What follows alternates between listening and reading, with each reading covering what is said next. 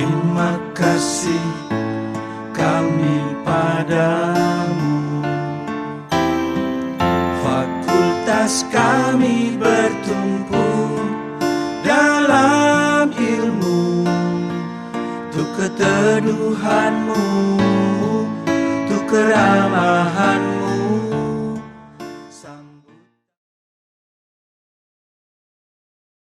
Assalamualaikum warahmatullahi wabarakatuh. Selamat pagi, salam sejahtera untuk kita semuanya. Baiklah, pagi hari ini saya akan memberikan kuliah tentang mata kuliah ilmu bedah umum veteriner, di mana penanggung jawab mata kuliah ini adalah Dr. Nanta.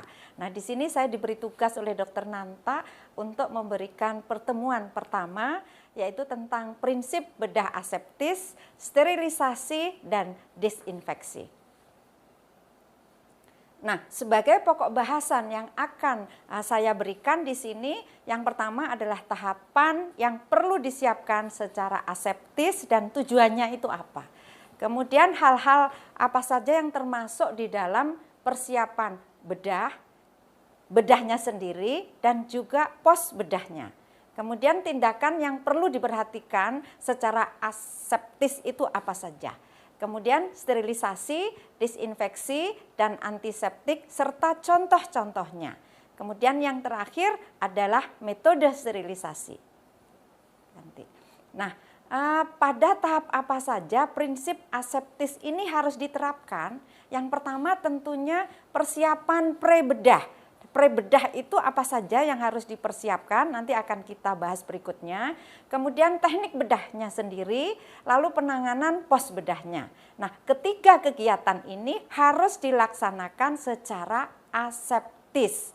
Karena apa? Karena ada berkaitan dengan persembuhan setelah pasca operasi.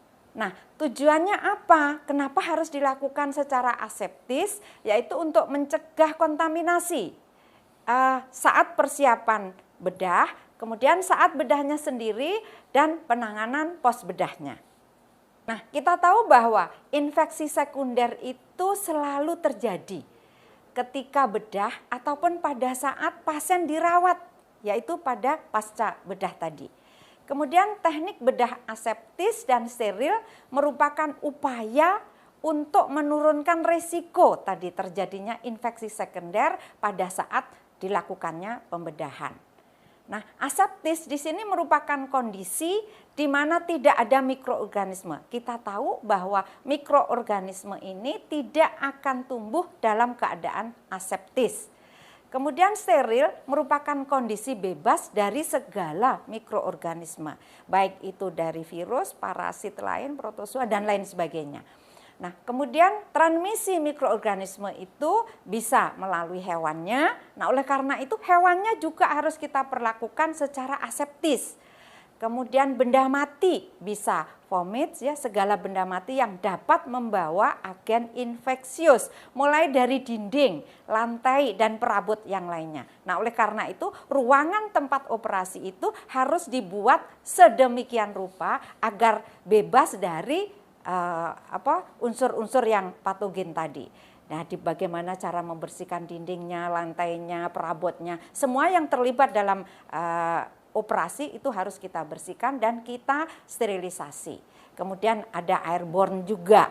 Apa sih sebenarnya prinsip teknik aseptis? Bertujuan untuk meminimalisir sumber kontaminasi dan menghambat transmisi mikroorganisme tadi. Karena apa? Karena ini nanti akan berpengaruh terhadap proses persembuhan pada saat pembedahan. Teknik sterilisasi di sini digunakan pada saat melakukan prosedur operasi atau prosedur invasif untuk mencegah transmisi mikroorganisme ke dalam tubuh si pasien tadi. Prinsipnya yaitu hanya menggunakan alat yang steril di dalam lingkungan yang steril. Jadi alat-alat yang digunakan untuk operasi itu harus benar-benar steril. Nah, metode sterilisasi nanti akan dibahas berikutnya. Kemudian personil yang steril harus menggunakan baju operasi. Kalau tidak menggunakan baju operasi, tidak boleh melakukan operasi. Nah, baju operasi ini harus disterilisasi juga. Kemudian dan sarung tangan yang steril, begitu pula sarung tangan. Sarung tangan harus disterilisasi. Nanti akan berikutnya bagaimana cara sterilisasi itu akan dibahas. Kemudian personel yang steril harus melakukan prosedur bedah di dalam lingkungan yang steril. Lingkungan yang steril itu apa? Ya termasuk mulai dari ruangan, meja operasi, lampu operasi, kemudian monitor, meja obat-obatan, meja perlengkapan operator dan lain sebagainya. Ini semuanya harus dalam keadaan teraseptis atau terdisinfeksi. Kemudian kain duk steril digunakan untuk menciptakan area steril. Ingat, hewan yang sudah siap, walaupun kita tahu bahwa hewan itu sudah steril, tetapi harus ditutup semuanya dengan duk yang steril. Dan yang terbuka di tempat di mana sayatan itu dilakukan. Semuanya harus tertutup dengan duk. Nah, semua alat yang digunakan di area steril harus disterilisasi. Ya, bagaimana cara mensterilisasi peralatan, bagaimana cara mencucinya, bagaimana cara membungkusnya, dengan metode apa, nanti akan diberikan. Kemudian area steril harus selalu dijaga dan dimonitor. Jangan sampai area steril itu dikontaminasi dengan manusia atau asisten yang tidak steril. Jadi orang yang tidak steril tidak boleh mendekati area yang steril tadi. Kemudian staf bedah harus dilatih untuk mengetahui ketika mereka telah merusak prinsip ini dan bagaimana mengatasinya. Misalnya salah satu daripada asisten operasi itu tidak steril, itu harus cepat dilakukan metodenya agar supaya dia steril lagi, baru boleh masuk ke ruangan dekat meja operasi. Ini yaitu anggota tim bedah itu mulai dari operator, asisten peralatan, kemudian asisten monitor, itu semuanya harus dalam keadaan steril. Jadi artinya apa? Mereka harus menggunakan pakaian lengkap, harus menggunakan tutup kepala, masker, baju operasi, dan sarung tangan yang sudah steril. Kemudian berbicara seminimal mungkin, gak boleh ngobrol di situ. Karena apa? Karena dengan berbicara itu mikroorganisme yang ada di mulut itu bisa berkentayangan kemana-mana itu, sehingga mengkontaminasi daerah operasi tadi. Kemudian pembatasan lalu lintas di dalam ruang bedah, gak boleh wirawiri ke sana kemari. Jadi kalau sudah tempatnya di sini, jadi tidak boleh berpindah ke sana. Contohnya, saya kebiasaan menjahit dari kanan ke kiri. Kemudian ketika menjahit dari kiri ke kanan, aku nggak bisa, harus pindah ke sana, tidak boleh. Yang dipindah adalah jarumnya. Kalau kita menjahit dari kanan ke kiri, jarumnya itu mendekati kita, tapi kalau kita ke kiri ke kanan, jarumnya menjauhi kita. Jadi bukan kitanya yang harus berubah, tapi jarumnya yang harus dirubah. Kemudian anggota yang tidak steril tidak boleh memasuki area yang steril. Nah, siapa saja yang disebut anggota steril? Yaitu tadi operator, asisten operasi, asisten peralatan, asisten monitor, dan lain-lain. Ya, ada juga asisten. Kalau misalnya hewannya kencing, hewannya berak, itu ada asisten. Nah, asisten ini tidak steril, ya, tetapi hanya bersih. Ya, karena apa? Karena dia akan menangani kotoran-kotoran tadi. Setelah kotoran ini diselesaikan, baru dia pergi lagi. Kemudian kalau ada pipis lagi atau berak lagi, dipanggil lagi, diselesaikan lagi, pergi lagi, gitu ya. Kemudian anggota steril menghadap satu sama lain di dalam area steril tadi ya. Jadi nggak boleh bareng-bareng begitu satu arah ya. Jadi harus berlawanan. Kemudian alat yang digunakan saat bedah harus disterilisasi. Ya, alat-alat kita tahu mulai dari towel clamp, kemudian pinset, lalu ganggang scalpel dan scalpelnya sampai ke needle holder. Dan ini semua harus ditata rapi sesuai dengan urutan penggunaannya. Misalnya hewan ini sudah siap lalu disayat, berarti di sebelah sana adalah scalpel. Dan sebelumnya ditutup dengan duk, harus dijepit dengan towel clamp. Towel clamp harus di sebelah sana. Kemudian ganggang scalpel, kemudian gunting, kemudian pinset dan lain sebagainya. Ini semuanya harus diurutkan sesuai dengan penggunaannya. Kenapa? Supaya asisten peralatan itu gak bingung, ya, tidak bingung. Karena apa? Karena sudah diurut sesuai dengan penggunaannya. Kemudian alat yang digunakan saat bedah harus disteril. Tadi bagaimana cara sterilisasinya nanti akan dibahas berikutnya. Kemudian anggota steril hanya menggunakan alat steril dan sebaliknya. Tidak boleh yang tidak steril. Contohnya, ini asisten peralatan. Ini mau mengambil blade. Nah, blade itu kita tahu, blade ini sudah steril, kemudian dibungkus dengan kertas yang tentunya tidak steril. Nah, oleh karena itu dia tidak boleh mengambil blade tadi yang masih terbungkus. Nah, oleh karena itu harus dibantu dengan temannya yang tentunya sudah steril tapi tidak sesteril asisten tadi. Lalu dibuka blade-nya, kemudian yang steril asisten peralatan mengambil dengan pinset tadi ke sana, ya. Nah, apabila sterilisasi suatu benda dipertanyakan, maka benda tersebut dianggap sudah terkontaminasi. Contohnya, kita mau menggunakan blade. Blade ternyata setelah dibuka ada bolongnya, ada lubangnya sidik itu, ya, sedikit lubangnya. Itu sudah dianggap tidak steril. Atau kemudian kita menggunakan tang arteri yang sudah dibungkus, ternyata bungkusnya sudah letek, ya, sudah kuyel gitu, ya, tidak rapi lagi. Kita anggap bahwa dia tidak steril. Atau kita mau menjahit, nah benangnya itu setelah dibungkus dengan plastik, ternyata plastiknya amburadul itu, ya, tidak rapi lagi. Kita anggap itu tidak steril, gitu ya. Baju operasi adalah steril dari pertengahan dada hingga pinggangnya, ya. Di sini yang paling steril. Karena apa? Karena di daerah inilah yang nanti akan bersinggungan dengan hewan yang akan dilakukan operasi.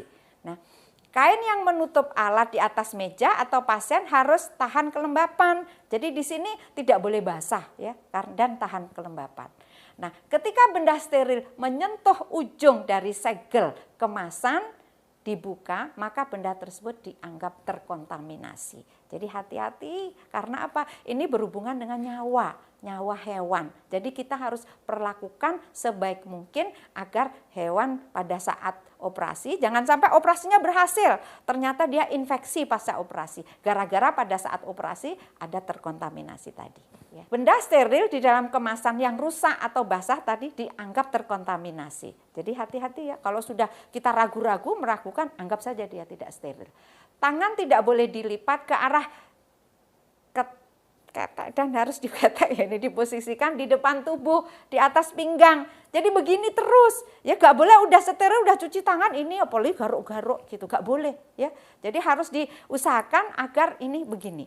Kok gatel di sini, minta tolong sama yang tidak steril. Kukurin itu garukku itu di kepalaku ada gatel gitu. Gak boleh tangan kita yang sudah menggunakan sarung tangan kukur-kukur begitu, ya.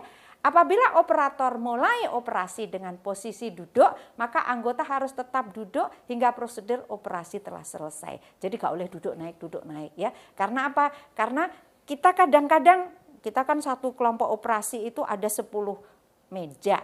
Nggak mungkin kita punya meja yang bisa dinaik turunkan. Ya kadang-kadang ibu gak bisa ini, keju di sininya. Makanya kita harus duduk. Itu boleh, tetapi harus tidak boleh duduk berdiri.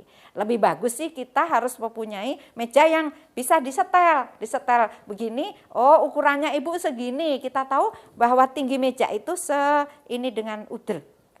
Apa itu udel itu? Umbilikal, ya, umbilikal. Jadi harus sejajar supaya boyok ini tidak cepat pegel. Apalagi ibu, ya, udah nenek, bukan nenek-nenek, ya, udah nenek sehingga cepat pegel. Nah, oleh karena itu ini bisa disesuaikan. Tapi ibu punya cara lain, yaitu kalau yang pendek kita gunakan dingklik. Dingklik tahu nggak? Dingklik itu yang kursi kecil itu, jadi dia bisa naik sehingga tidak pegel di situ, ya. Nah, tingkatan sterilisasi dan disinfeksi ada kritis, yaitu alat yang memasuki tubuh di bawah kulit atau membran mukosa. Nah, oleh karena itu kalau adik-adik itu ingin memasukkan sesuatu cairan tubuh, maka karena ini langsung berhubungan, harus kondisinya di mana tempat ditusukkannya jarum itu harus benar-benar steril. Jadi harus dibersihkan dengan air, dikeringkan, baru dielap dengan alkohol. Nah, kemudian baru kita masukkan sesuatu ke dalam tubuh si hewan tadi. Kemudian ada semi kritis, yaitu alat yang memiliki kontak langsung dengan kulit atau membran mukosa. Jadi yang apa yang kontak langsung dengan kulit itu? Banyak ya, kita sendiri juga langsung kontak dengan kulitnya si hewan tadi. Kemudian yang tidak kritis, alat yang memiliki kontak dengan kulit dan atau, kalau dan atau berarti bisa dua-duanya. Membran mukosa yang tidak berhubungan dengan prosedur operasi. Jadi enggak ada hubungannya dengan prosedur operasi ya. Kemudian desinfeksi dan desinfektan. Apa itu? Kalau desinfeksi itu merupakan prosesnya, proses untuk menghancurkan mikroorganisme patogen, kalau desinfektan adalah bahannya. Jadi beda ya, desinfeksi itu itu prosesnya. Kalau desinfektan adalah bahannya. Tingkatan desinfektan juga ada yang tingkat tinggi, dapat membunuh semua mikroorganisme. Kalau kita bicara mengenai semua, jadi mulai dari bakteri, protozoa, virus, jamur, kecuali spora bakteri dalam jumlah banyak. Kita tahu spora. Bakteri itu punya pertahanan tubuhnya. Kalau dia dalam keadaan bahaya, spora itu akan diam ya, menutupi diri. Kemudian kalau sudah lagi tidak ada bahaya, dia akan membuka lagi ya. Kemudian tingkat sedang tidak bisa membunuh spora bakteri, kemudian tingkat rendah dapat membunuh sebagian besar bakteri vegetatif dan beberapa fungsi serta virusnya. Jadi di sini ada tingkatan-tingkatannya. Nah, ini beberapa contoh bahan disinfektan ya. Disinfektan tingkat tinggi ini glutaraldehid. Biasanya ini kita gunakan pada saat setelah operasi babi ya, laparoskopi, itu kan menggunakan alat yang dari karet. Nah, sterilisasinya dengan menggunakan glutaraldehid tadi. Jadi tentunya tetap harus dicuci dengan air mengalir, kemudian dikeringkan, baru kemudian disiram dengan glutaraldehid ya. Efisien terhadap spora bakteri dalam paparan waktu yang lama. Kemudian bersifat iritan terhadap saluran respirasi, makanya harus pakai masker ya. Mahal, tidak efektif untuk alat yang tidak kritis. Biasanya digunakan pada manusia ini ya. Kemudian ada ortopalaldehid atau OPA ya singkatannya, biasanya OPA ya, OPA ini ya. Bukan opaknya Kebumen itu ya, tapi ini OPA ya, OPA gak ada kaknya ya. Kemudian tidak terlalu iritan, efisien tanpa harus menyesuaikan pH. Kemudian zat ini dapat mewarnai kulit dan jaringan. Jadi hati-hati ya, kalau kulit suka nempel di situ. Kemudian formaldehid atau formalin. Nah, memiliki efisiensi yang lebih rendah daripada glutaraldehid, merupakan zat karsinogenik sehingga jarang digunakan untuk tujuan bedah. Biasanya kita gunakan untuk sterilisasi ruangan. Ada lagi hidrogen peroksida. Jadi di sini efektif terhadap sebagian besar mikroorganisme, konsentrasi yang efisien sebagai desinfektan adalah 7,5%. Ini macam-macam ya konsentrasinya. Nah, kalian harus tahu apa artinya persen. Persen adalah gram per 100 mili. Ingat ya, karena ini nanti akan berkaitan dengan dosis. Kemudian toksik terhadap membran mukosa dan dapat melunturkan warna beberapa metal. Jadi iritan dan juga luntur itunya ya. Kemudian ada lagi oxidizing agent parasitic acid. Nah, memiliki efisien antimikrobial yang baik, tetap tidak stabil.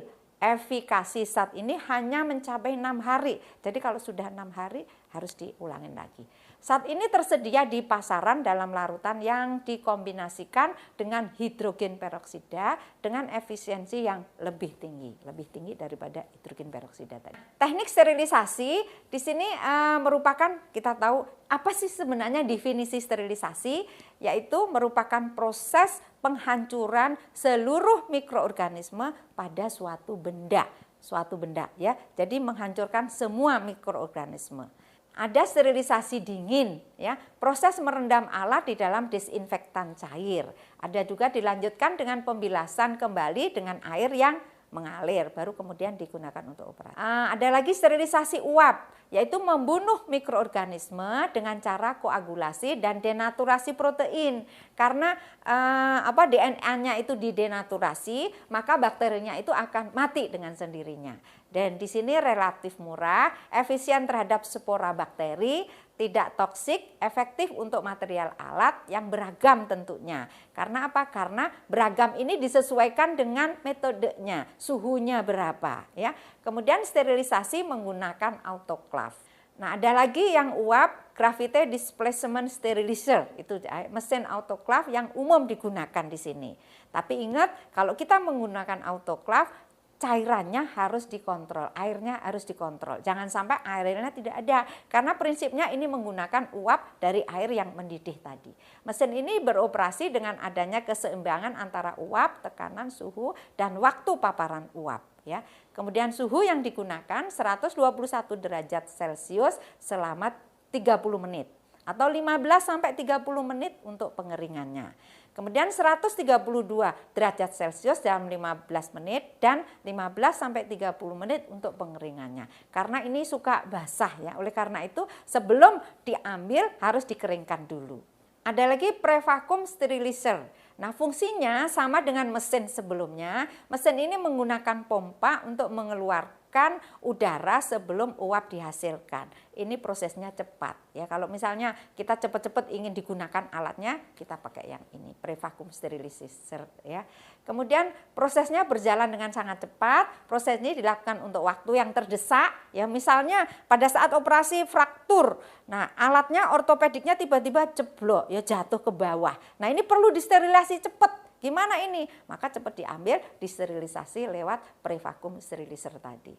Sama dengan ya. Kemudian prosesnya berjalan, alat sterilizer menggunakan proses ini dapat langsung digunakan dalam kondisi yang sudah steril. Suhu 135 derajat dalam waktu 3 menit. Jadi suhunya tinggi. Dan 1 menit untuk pengeringan. Nah, kemudian ada lagi menggunakan ethylene oxide atau ETO ya. Mesin ini menggunakan gas ETO dalam suhu yang rendah, suhunya rendah. Nah, ETO ini bersifat karsinogenik, mutagenik dan neurotoksik. Digunakan untuk alat yang tidak dapat disterilisasi menggunakan uap, tidak boleh terpapar panas. Ya, ETO ini bersifat mudah terbakar sehingga dikombinasikan dengan CO2 atau hidrofluorokarbon. Proses ini menggunakan energi elektromagnetik untuk menciptakan fase plasma dari uap hidrogen peroksida, ya. Kemudian oksigen atau asam parasetat. Nah, plasma mengandung produk reaktif, bekerja secara cepat, digunakan untuk alat yang sensitif terhadap kelembapan dan panas. Nah, indikatornya untuk mengetahui memantau efisiensi dari sterilisasi itu ada indikatornya. Ada fisik berkaitan dengan metode dan mesin sterilisasi yang digunakan, membutuhkan grafik waktu dan suhu dan dicapai saat sterilisasi. Ini nanti ada indikatornya. Kemudian indikator kimia akan bereaksi terhadap parameter yang kritis pada proses dengan perubahan warna. Kalau warnanya A dari A menjadi B berarti ini sudah berhasil. Kemudian biologis menggunakan kultur mikroorganisme yang dievaluasi setelah proses sterilisasi. Ini agak lama ya. Penyimpanan.